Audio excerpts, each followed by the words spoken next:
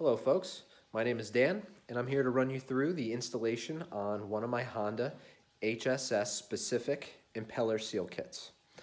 My kits are completely bolt-in. It requires drilling 6 holes, 2 holes per impeller blade, and it's a lot easier than it sounds. So let's get started with why do you need one of these kits? And the answer is easy, more performance. There's no harm in improving the performance on anything, whether it be your car, your motorcycle, your ATV, or even your snowblower. Simple as that. By installing this kit, you are taking the clearance that is pre-established from the factory between the impeller blade and the housing, and you're essentially eliminating it. And by doing this, there are a few things that greatly improve the throwing performance. So first off, there is no residual snow being left over after the impeller makes its pass. It is squeegeeing all of that away. It also means that you don't have any low velocity snow that can't quite make it out because it's being bypassed through that gap. And finally, you are protecting your impeller housing. The gap that is there allows debris like rocks primarily to find its way in between. And by doing so, when the impeller makes its pass, it potentially jams that rock into the housing, either bending it out, gouging it, scraping it, removing material. You're removing the life of your machine by doing so.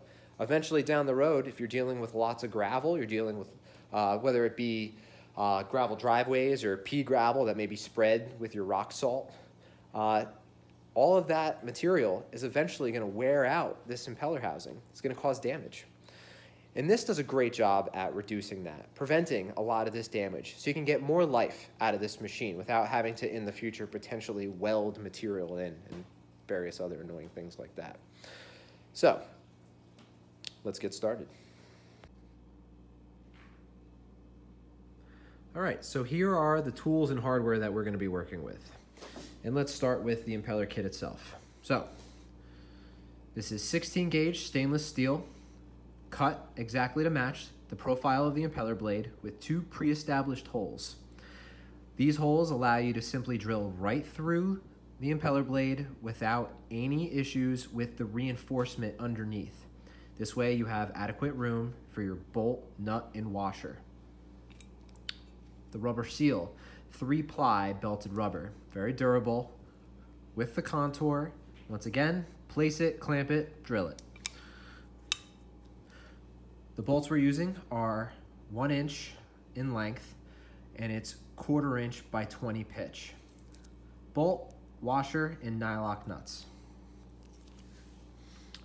As far as the tools, 10mm ratcheting wrench, very handy, not totally necessary.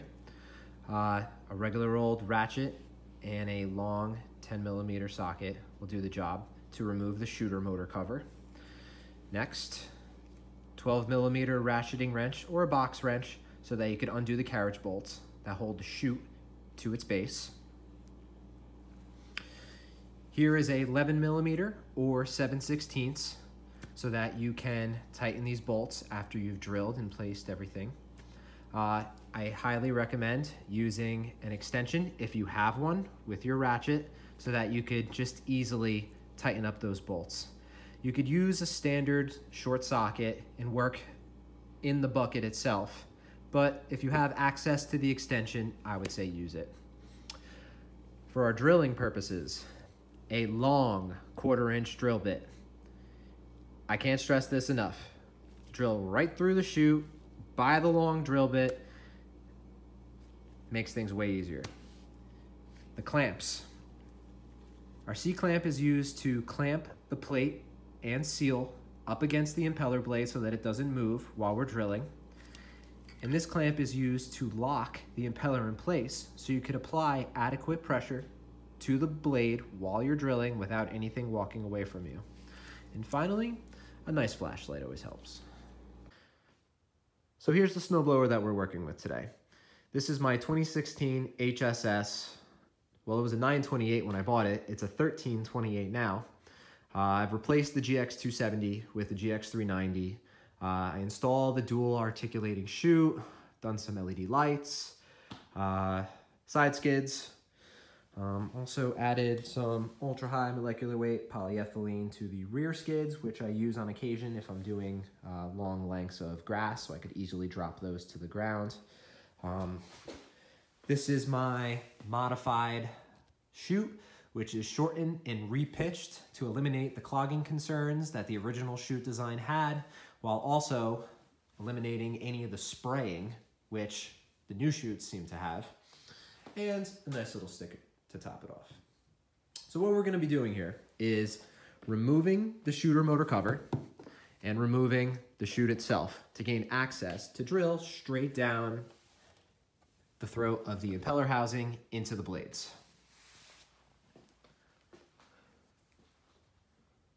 Okay, let's get started. So, first things first, we need to remove the electrical connector for the LED light on the shooter motor cover. So, like any other automotive connector, push it together first, press the release button, pull it apart. Simple. All right, we have bolts all around the cover. We're gonna just remove all the bolts, and then the cover should simply pull right off and you can lay it aside. Remove the clearing baton.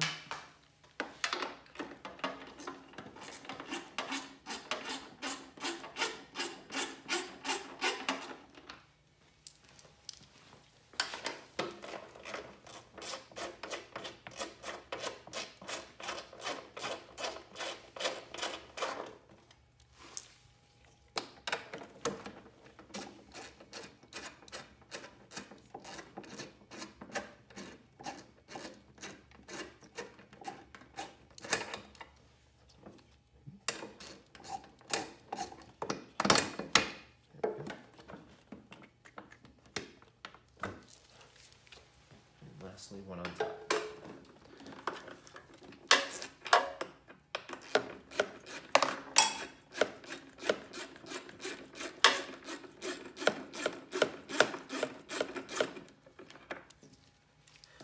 Pull the bolts off.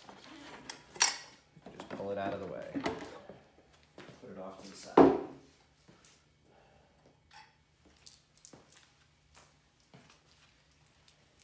Now you'll notice that everything looks a little greasy because I have a liberal amount of fluid film on everything to prevent rust and keep everything that needs to move moving clearly. If you've done the same, be careful not to drop the bolts because everything will be pretty slippery. Next, 12mm ratcheting wrench to remove the carriage bolts that hold the chute to its base plate. Because they're carriage bolts, you're going to want to just keep your finger on the inside there to keep them from spinning as you remove the nuts. A little wiggle. I like to leave the back bolt on for last. Keeps the thing from falling on me.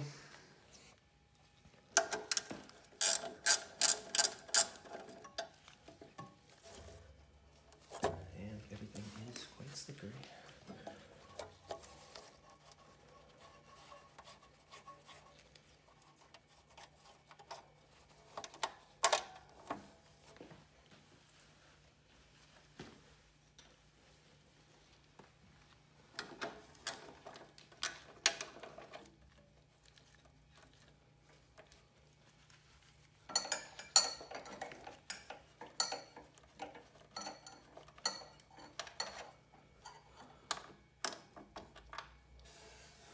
With the 3 bolts out, I can remove the chute and just lay it aside.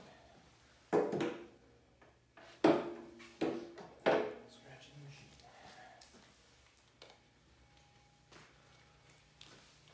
Okay, now we have full access to the impeller housing. As you can see, I already have holes drilled. That's because I've already had an impeller kit on this. But basically what you're looking at here is the impeller at just about the 3 o'clock position. Maybe it's like 3:30 or something, so that you can get the seal to go right up against this lip here. That's the surface in question. So you grab the seal, the plate, and the C-clamp. There we go.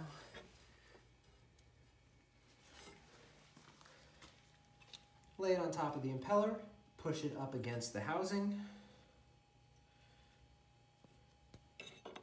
Once again, grab the plate, lay it up against the seal.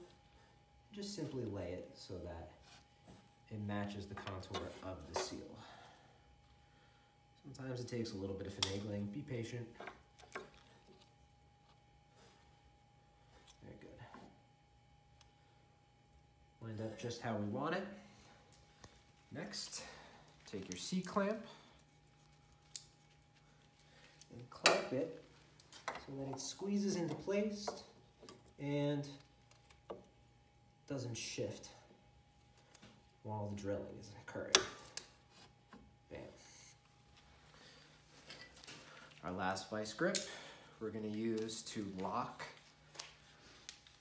the shaft going from the impeller to the auger gearbox so that it butts up against the auger. Now, what works best in any particular position will vary. You kind of have to fiddle around, try a few spots, but once you get that sweet spot, it locks on. It's not going anywhere. Makes it much easier to work. So I think right here from the bottom is going to work best. That's pretty good. That way.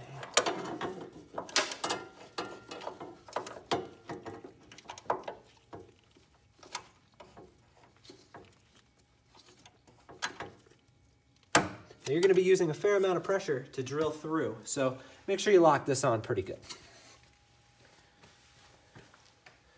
Now, we take our drill bit, and we're just going to simply find the hole, place it.